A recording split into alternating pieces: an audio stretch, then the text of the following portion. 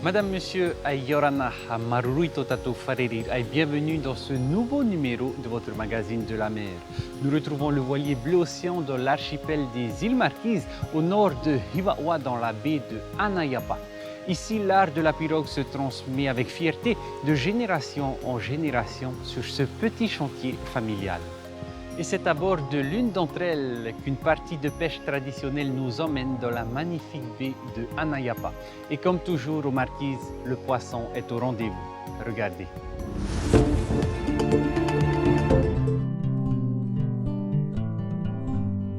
Aux Marquises, dès que l'on s'éloigne des baies principales, on trouve les emblématiques pirogues de pêche traditionnelles. Elles servent encore quotidiennement pour la pêche ou pour le transport de marchandises comme le copra.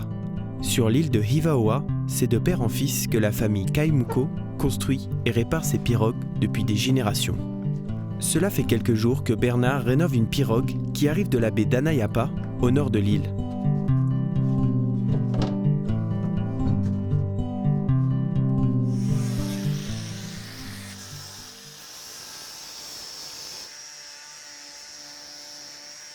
On est en train de polir un peu le bois pour que le contreplaqué puisse bien plaquer dessus les arêtes de la pirogue, quoi. Comme il y a un peu de crasse de colle qui dépasse un peu le bois, du coup je suis obligé de meuler un peu pour que le contreplaqué soit bien droit à le bois, quoi. Comme on a du bois qui ressort un peu, du coup il faut qu'il soit droit avec tous ces bois là, comme ça quand tu mets le contreplaqué, il n'y a pas de débord.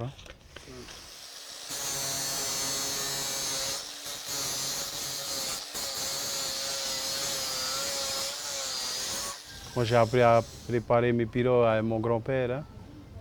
Tous les jours quand il fait des pirogues, je le suis toujours derrière. Ouais. C'était un grand constructeur de pirogues, presque tous les vallées comme Anapawa, Anayapama, tous ces modèles de pirogues là, c'est lui qui construit. Hein.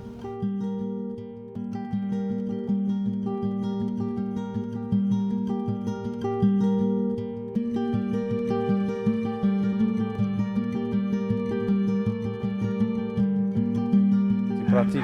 Pour la pêche, hein, ça balance moins que par rapport aux petits bateaux comme les halus là, tu es toujours là en train de balance de partout, alors qu'avec un balancier, ça balance moins quoi.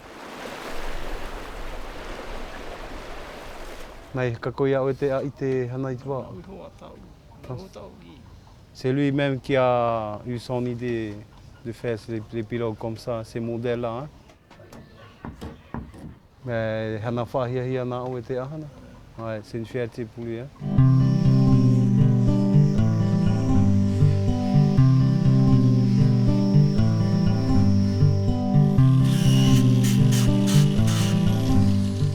Voilà. Recule. Opère. Avance. Bon, ok. Ça, c'est du contreplaqué sapin traité, quoi. Comme on n'a pas de sapin marine chez nous, il faut carrément commander sur papier. Sinon, tout ce qui est arête et tout ça, c'est local, c'est du bourreau. Hein.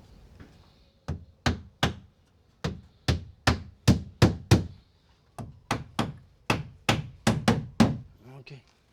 Avec une pirogue, on peut entretenir. Hein. Ça tient plus d'années l'alu que par rapport à ces pirogues-là. Mais il n'y a personne qui répare les alus ici par rapport aux pirogues.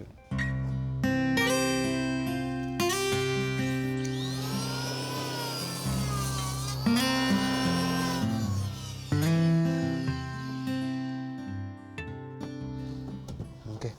Tout le bas de la pirogue, c'est du tamanou. Hein. Après, ça vient les arêtes, le bourreau. Et l'arrière, c'est du tamanou aussi. En fait, c'est du bois comme des fibres à l'intérieur. Hein. Quand ça touche le caillou, ça ne se casse pas facilement. Hein.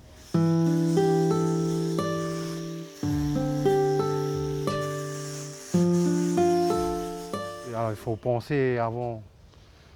Penser, après faire la peinture. Après, il y a quelques bois encore à mettre par là dehors. Hein. Si je me mets tous les jours à faire ça, à construire un nouveau, ça doit mettre un mois, si tu as tous les matériels que tu as, quoi. Bernard est maçon. Il travaille le ciment tous les jours, mais malgré des journées fatigantes, sa passion pour le bois le pousse à s'occuper des pirogues dès qu'il finit son travail. Tu as beaucoup de trucs techniques à apprendre, hein. Tu fais plein de choses avec le bois. Par rapport au ciment, c'est toujours le même truc. Alors que le bois, tu peux faire plein de choses. Des placards et tout, hein. Pas que la pirogue, hein. Je fais aussi un peu de menuiserie, les placards, tout ce qui est séchoir pour le banane séché et tout, hein. Il faut donner la relève aux jeunes, hein, comme à cet âge-là. Hein. Commencez déjà à prendre vos enfants avec vous pour travailler, pour les apprendre. Et pour que plus tard, ils prennent la relève, quoi. Tout ce que mon grand-père m'a appris, après qu'il m'a appris, je voudrais remettre ça à mon fils. Hein.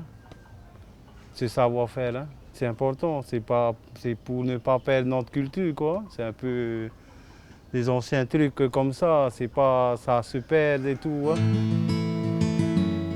Si la famille Kaimuko souhaite perdurer l'héritage culturel de la pirogue en les construisant et en les réparant, de l'autre côté de l'île, dans la baie d'Anayapa, Léon et Moana participent à la sauvegarde de ces emblématiques embarcations en les faisant naviguer.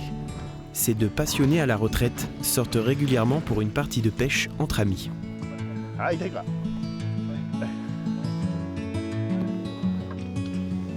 On va aller pêcher.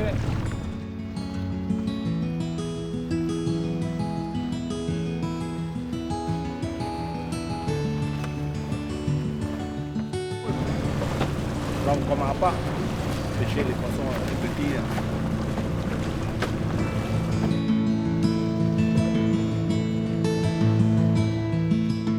C'est la tête de dingue. Nous on dit ponique.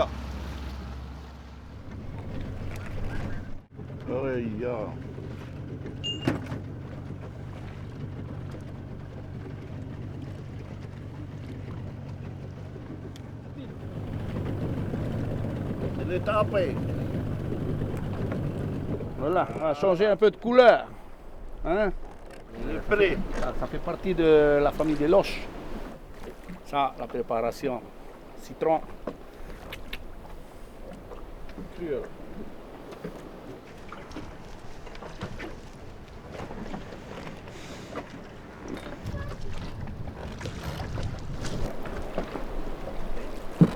Un autre. J'ai choisi le poisson rouge. On va retourner encore derrière. Les dérivés.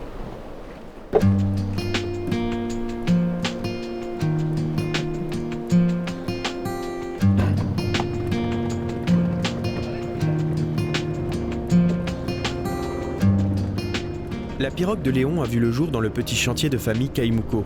Et jusqu'à aujourd'hui, il en est content. Ça fait au moins 10 ans. Et celui qui fabrique, il était à Toulon. Hein. C'était lui qui a fabriqué la pirogue.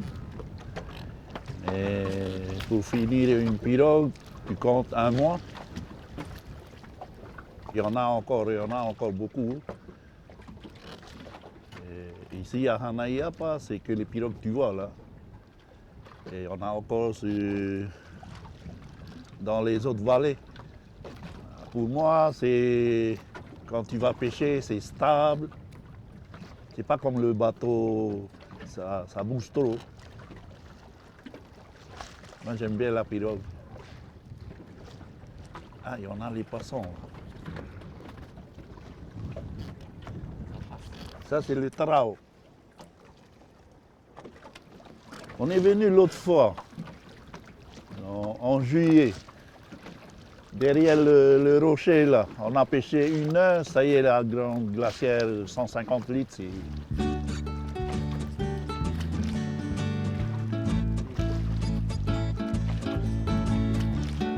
J'ai appris par moi-même, à force de regarder mon papa. Quand j'étais petit, je vais souvent à la pêche avec mon papa. Et je regarde comment il fait. Si on n'a pas de travail, on voit que la mer est calme, on profite. Et quand j'étais jeune, j'aime beaucoup la plongée. Maintenant, on ne peut plus descendre. On pêche à la ligne.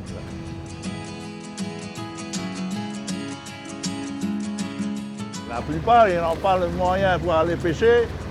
Nous, on va pêcher, on partage pour les gens du village.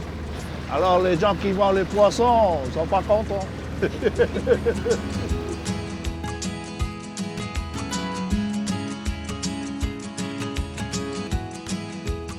Nous, on appelle ici vailler. Il a raconté, cette eau, c'est l'eau qui se sauve. Avant, c'était fort, hein? Et maintenant, on n'a plus assez d'eau, là. On va changer de coin. Parce que là, ça bouge trop. On va aller de l'autre côté.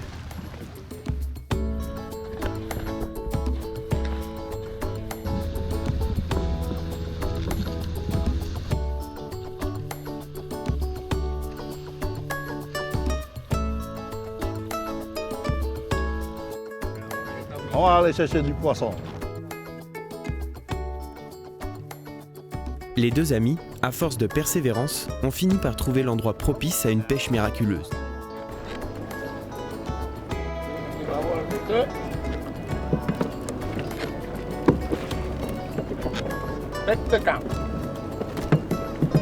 T'as vu?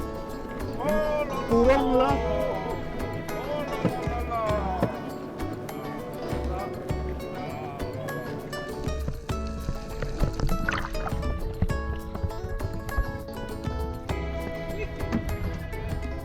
Mission accomplie. On va rentrer, on va manger du poisson frais.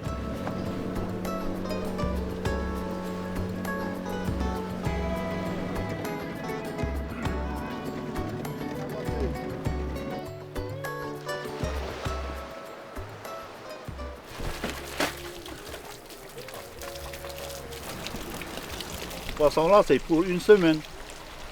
Une semaine de travail, on mange que du poisson.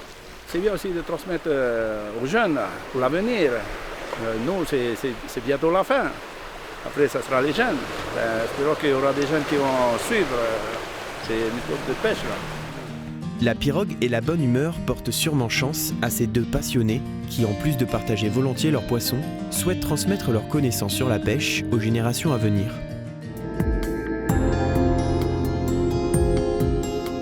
C'est ainsi que s'achève cette émission. Je vous donne rendez-vous la semaine prochaine à bord du voilier Bleu Océan pour d'autres rencontres passionnantes dans les îles Marquises. Maruru Ayautot Farir Amé, Parayan 1 et Yorana.